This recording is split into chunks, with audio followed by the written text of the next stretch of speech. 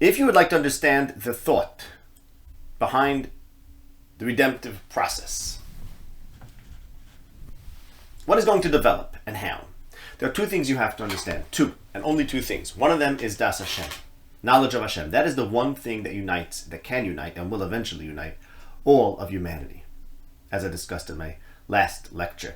And that is what we say, by the way, twice a day. Shema Yisrael Hashem Elokeinu Hashem Echad is an eschatological statement, if you look at Rashi there.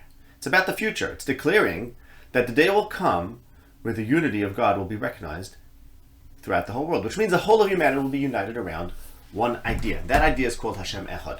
You have to understand that, you have to study that, you have to know Hashem in order to truly understand how can humanity be united around one idea. What would it mean for humanity to be united around one idea?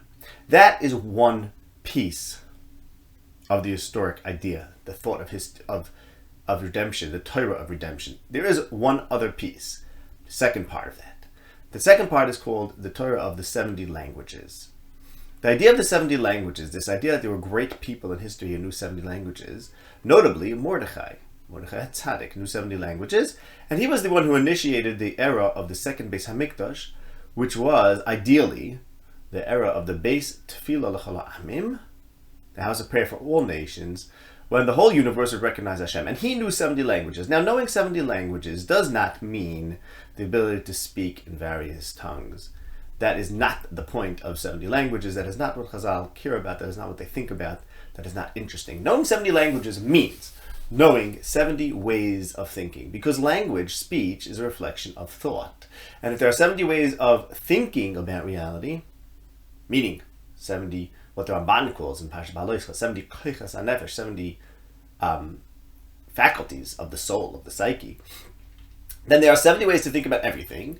If there are 70 ways to think about everything, then there are 70 ways to express yourself. And what that means is the way we use words, just simply stated, the way I use a word is not the same way as you use a word, because I use words based on how I think, you use words based on how you think. And if there are 70 different ways to think, then there are 70 different ways to use words in a real, true way, not in an arbitrary, conventional way, designated by the various languages, as we call them. And that's what Chazal mean when they talk about the 70 languages. Now, why is it important to talk 70 languages? It is the most important thing, and in fact, it is the second part, second half, the complement to the one idea of Das Hashem, is that there's an idea of the 70 languages. And here's how it works. There's this one idea called Das Hashem, and everything is rooted in that. Now, there's a problem, and this is the problem with humanity. The problem is as follows. Even if it's true that everything is rooted in this one idea called Hashem Echad, Hashem is one, the fact is that our experience, the external layer of what we experience, is not the direct Hashem Echad. We experience some manifestation of Hashem. And this idea that we experience a manifestation of Hashem is what gives rise to the idea of the 70 Sarim, the 70 angels, each nation having its own angel. Now you understand that fits right into the idea of the 70 languages, because what it means is that there are 70 ways of thinking, 70 ways of experiencing reality. So then when you say, well, Hashem Echad, and therefore God is one, and therefore it unites all of humanity, well, how does it unite it, given that everyone has this unique kind of experience? Every nation has its own unique culture and its own history. Every person and every people has their own values, has the thing that to them is the most real. So how then could unite all of reality around one ideal? And this is where translation becomes so important. Now, again, when I say translation, I am not talking about languages in the conventional sense. I'm talking about translation in terms of idea. If you can show that one idea is essentially the same as another idea because they're really translations, or they're all rooted in the same cause because they're really all various translations of each other, then you are doing yichudim, you are uniting the world around one idea, around one true thing. So now, I don't want to tell you the Torah of Das Hashem, and I don't want to tell you the Torah of the 70 languages, because that needs to fill books and that you have to study. And here I'm just trying to give you the basic outline. What I do want to tell you, just to give you an example of what this might mean. Say you have a nation. I'm just giving this an example simply so you should have some idea. There's an idea called Hashem Echad. So you have to study what is Hashem. If you care about reality, and you care about redemption, and you care about getting world peace, and people stopping to kill each other, and people understanding the truth, you have to know what is Hashem, and how does the idea of Hashem, whatever he is, how does that unite everything? And then the next step is to say, well, look at all these this variety of all different things that people experience, which we call the 70 languages. How does that all come together? So here's the example I want to give you.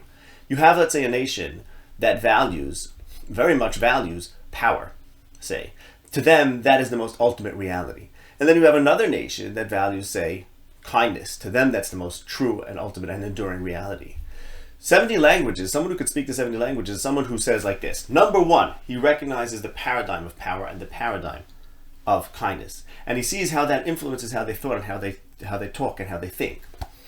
That's step number one. Step number two is where he could do translation, which means since he understands that both power and kindness are two values that are rooted in one reality called Hashem, and you can call that existence in its purest sense if you like, just to have a concept of what I'm talking about. And you say the value of existence in its purest sense, which we're calling that Hashem, gives rise to these all derivative values. One of them is power and one of them is kindness, but they're really all about the same thing. They're just different ways of that being manifest.